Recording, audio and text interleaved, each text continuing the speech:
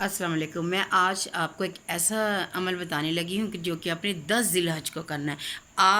آپ کی کوئی بھی خواہش ہے، شادی کا مسئلہ ہے یا کاروبار میں بندش ہے، آپ لوگوں نے کرنا کیا ہے کہ 30 چاول کے دانے لے لینے ہیں، اور اس ہر دانے کے اوپر آپ نے اول و آخر 14 مرتبہ آپ نے درود پر پڑھنا ہے، اور پھر آپ نے درمیان میں 3 مرتبہ تیسرا کلمہ پڑھ کے اسی طرح آپ نے تمام چاولوں کے دانوں کو مکمل کرنا ہے۔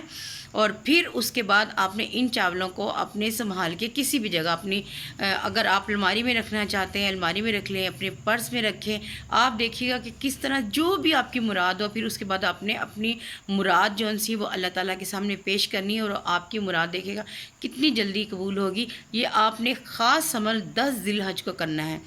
30 دانے لینے ہیں اپنے چاولوں پر، آپ نے 14 مرتبہ اول و آخر لینا ہے، اور پھر درمیان میں اپنے تیسرا کلمہ پڑھنا ہے، اور اس کے بعد دیکھیے گا پھر آپ نے اس کو سنبھال کے رکھ لینا ہے، اور دیکھیے گا کہ آپ لوگوں کی جو بھی حاجت ہوگی وہ اللہ تعالیٰ قبول کرے گا انشاءاللہ۔